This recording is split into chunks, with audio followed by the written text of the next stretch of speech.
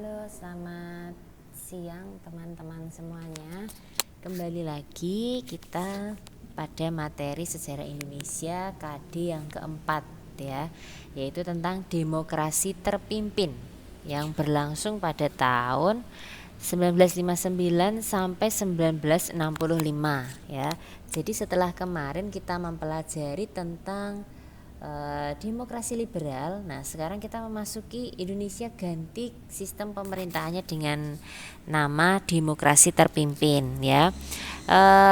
Apa sih yang menjadi ciri atau tanda dimulainya demokrasi terpimpin ini adalah di tahun 59 itu ada yang namanya dekret presiden. Jadi kemarin di demokrasi liberal setelah kabinet yang terakhir yaitu kabinet Juanda itu terus berakhir demokrasi liberal diganti dengan demokrasi terpimpin yang dimulai tahun 59. Kemudian apa nanti akhir dari demokrasi terpimpin tandanya yaitu tahun 1965 yang disebut dengan peristiwa nanti adalah gerakan G30 SPKI ya. Jadi peristiwa itu nanti akan perlahan-lahan mengakhiri sistem demokrasi terpimpin yang pernah berlangsung di Indonesia. Nah, pokok bahasannya ya itu kita akan membahas tentang kehidupan politik, ekonomi, kemudian konfrontasi Indonesia dengan Malaysia, ya, kemudian pembebasan Irian Barat. Jadi kurang lebih ada 4 ini, ya. Nah, kalau dari segi politik sama ekonomi itu memang harus ya kita bahas. Nah, kalau yang menjadi ciri khas demokrasi terpimpin ini kalian bisa lihat ya, ini adalah gambar Pak Soekarno. Nah, Pak Soekarno memang yang berperan paling utama di demokrasi terpimpin ini. Kemudian yang ciri khas yang lainnya itu adalah konfrontasi dengan Malaysia atau nanti yang kita sebut dengan Dwi Kora atau Dwi itu dua komando rakyat.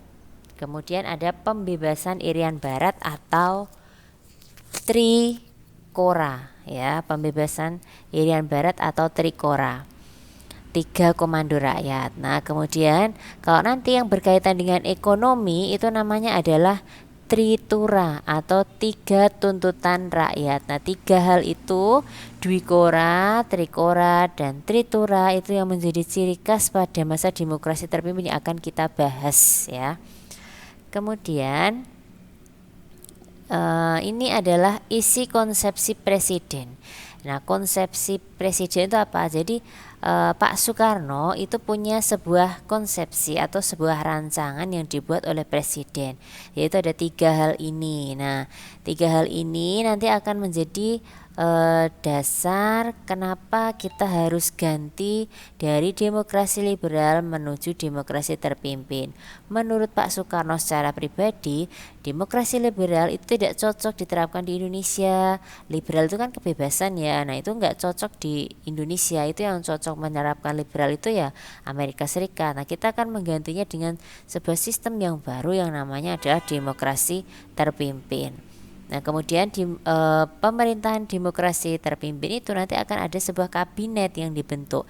Namanya adalah kabinet gotong royong yang menteri-menterinya itu terdiri atas 4 partai besar pada waktu itu, yaitu ada PNI, Masyumi, NU, dan PKI. Jadi ini adalah 4 partai besar yang ada pada masa demokrasi terpimpin.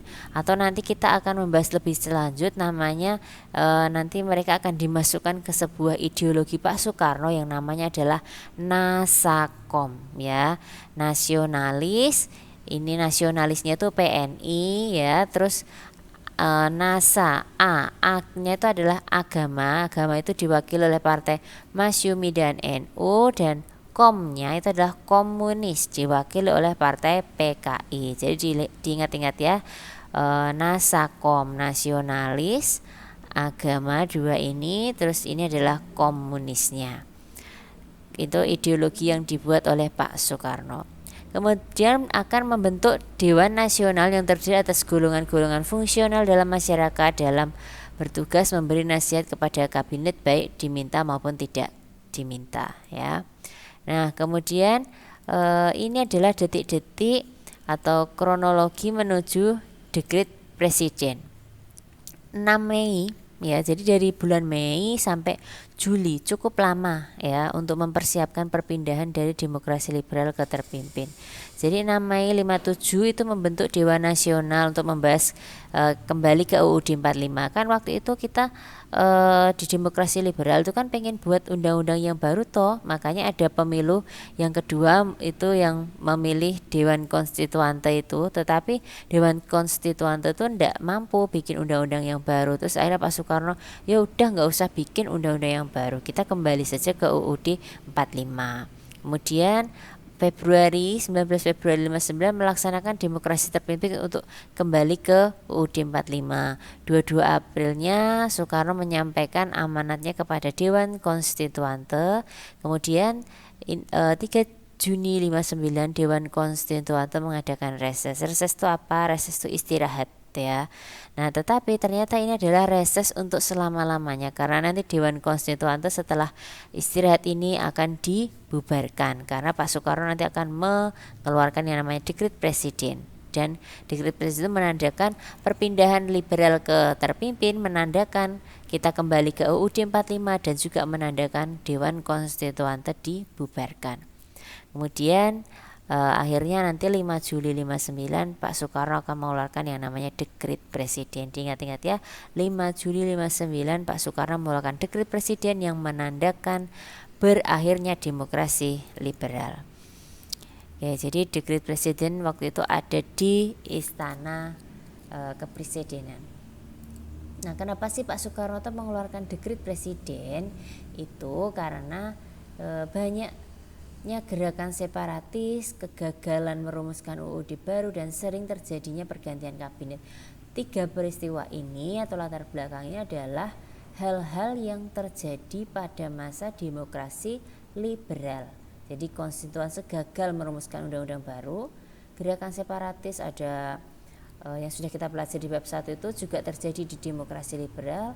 Kemudian sering terjadi pergantian kabinet, itu yang 7 kabinet yang ibu singkat menjadi Natsukiwil libur aja itu kan di demokrasi liberal.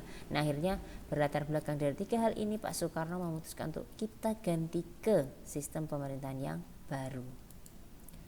Nah, kemudian isinya apa dekret presiden? Ada 3 hal pokok ya, yaitu membubarkan konstituante. Kenapa? Tadi sudah dijelaskan.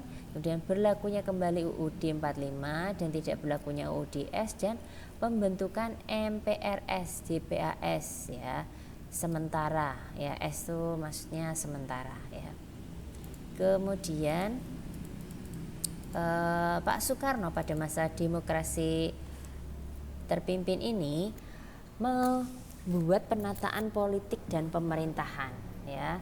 Jadi setelah yang terakhir itu kabinet Juanda itu dibubarkan, diganti namanya kabinet kerja ya, seperti punyanya Pak Jokowi sekarang ya, dipimpin oleh langsung Pak Presiden Soekarno.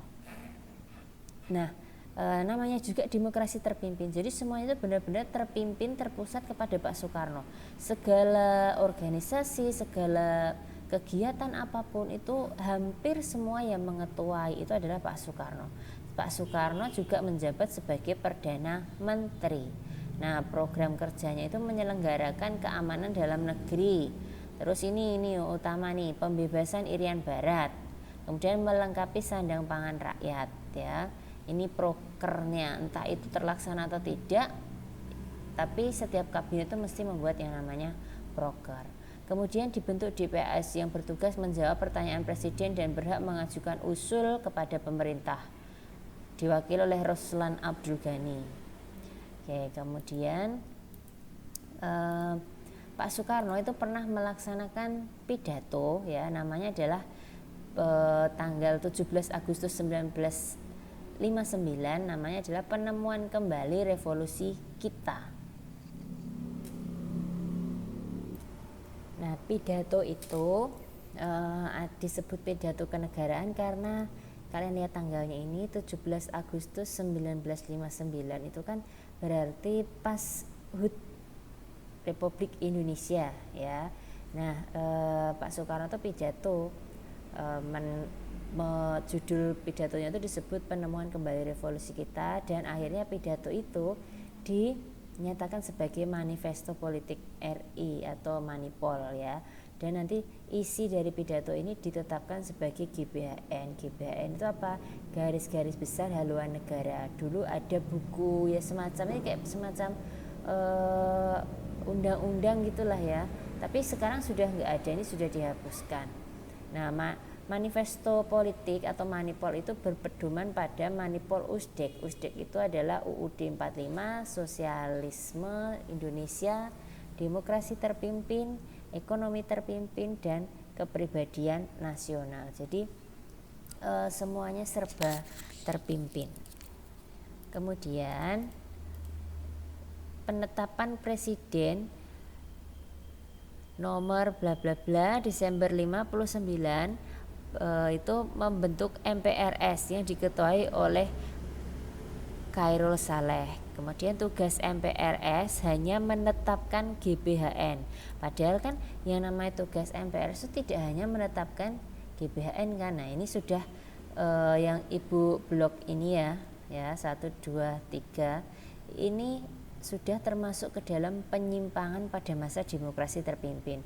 Tugasnya MPR itu kan seharusnya macam-macam, tapi Pak Soekarno hanya membatasi menetapkan GBHN. Kemudian Soekarno menolak terikat dengan DPR hasil pemilu pertama hingga terjadi konflik dan akhirnya DPR dibubarkan dan diganti dengan DPR-GR, DPR gotong royong ya. Nah, Soekarno itu juga menolak terikat, ini termasuk penyimpangan demokrasi terpimpin ya, seharusnya tidak boleh seperti ini. Kemudian akhirnya DPR dibubarkan. Siapa yang membubarkannya? Membubarkan ya Pak Soekarno, padahal DPR itu tidak boleh seharusnya dibubarkan oleh presiden. Nah, ini juga termasuk penyimpangan yang dilakukan oleh Pak Soekarno pada masa demokrasi terpimpin. Jadi demokrasi terpimpin itu banyak penyimpangan yang dilakukan oleh Pak Soekarno. Negatifnya di situ ya, tetapi juga nanti kita akan melihat banyak sisi positif dari demokrasi terpimpin juga. Kemudian ini ada, Ibu sudah rangkumkan di sini beberapa penyimpangan pada masa demokrasi terpimpin terhadap Undang-Undang 45. Jadi semua aturan-aturan yang dijalankan di Indonesia itu kan sudah dicantumkan dalam UUD 45. Nah, tetapi di UUD 45 itu nanti akan dilanggar pada masa demokrasi terpimpin. Beberapa diantaranya adalah lembaga-lembaga negara mempunyai inti nasakom ya tadi, nasionalisme, agama, dan komunis. Kemudian prosedur pembentukan MPRS, prosedur pembentukan DPAS, ini prosedur-prosedur atau penetapan ini itu semuanya dilaksanakan oleh presiden ya, padahal tidak boleh seperti itu. Kemudian prosedur pembentukan DPR-GR yang sebelumnya dibubarkan karena penolakan terhadap pengajuan rancangan anggaran negara, penetapan manifesto politik Republik Indonesia sebagai GBHN, pengangkatan Presiden Soekarno seumur hidup. Nah, ini juga penyimpangan karena tidak boleh presiden itu menjabat seumur hidup, seharusnya kan hanya 5 tahun ya, dan 2 kali periode. Nah, ini sudah termasuk penyimpangan pada masa demokrasi terpimpin juga.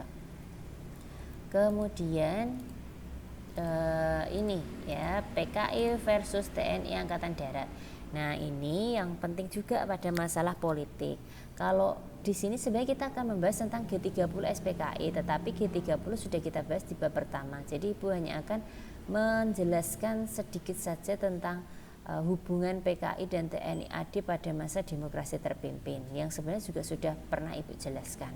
Nah, semua lembaga tertinggi maupun tinggi negara harus berintikan nasakom yang tadi Ibu sudah jelaskan. Nah, kekuatan politik pada masa demokrasi terpimpin itu terletak pada 3 kekuatan utama itu, yaitu Pak Soekarno, TNI Angkatan Darat, dan juga PKI. PKI diizinkan aktif kembali setelah dibekukan pasca PKI Madiun dan bangkit kembali menjadi partai besar. Jadi kan dulu sudah ada tuh pemberontakan PKI Madiun 48 bab 1 KD 1. Nah, itu dibekukan, sebenarnya tidak boleh lagi ada di Indonesia, tetapi diizinkan lagi untuk beroperasi sehingga menjadi besar ya. Ini simbolnya Palu Arit ya. Nah, kemudian PKI ini ternyata pengikutnya setengah dari penduduk Indonesia ya, jadi banyak sekali karena ini adalah pengikutnya kebanyakan para petani ya. Jadi ini kalau PNI itu punyanya Pak Soekarno atau Marhenisme. Ini kalau di kelas 11 kalian mendapatkan materi Marhenisme ini, yang membuat adalah Pak Soekarno atau ideologi Pak Soekarno tentang Marhen, itu kaum miskin, petani miskin. Nah kemudian nanti mereka ini akan berkonflik antara PKI dan TNI yang akhirnya puncaknya di tahun 65 terjadi G30 SPKI ya. Ibu tidak usah menjelaskan lagi karena sudah ada di bab 1. Oke, teman-teman, penjelasan Ibu sampai di sini dulu ya. Karena penjelasannya itu materi ini cukup banyak ya. Untuk pertemuan berikutnya Ibu akan menjelaskan tentang dwikora, kemudian trikora dan juga tritura ya. Untuk yang sekarang sampai di sini dulu ya. Ibu tidak akan memberikan tugasnya baru di pertemuan berikutnya ya. Jadi pertemuan berikutnya baru ada tugas. Nah silahkan kalian menyimak baik-baik materi ini yang Ibu jelaskan ini ya. Kalau kalian merasa perlu, kalian bisa membaca materi tentang apa sih hubungan PKI dan TNI Angkatan Darat kok bisa sampai terjadi peristiwa yang begitu besar di tahun 65. Oke teman-teman, terima kasih, sekian penjelasan dari Ibu. Tuhan memberkati.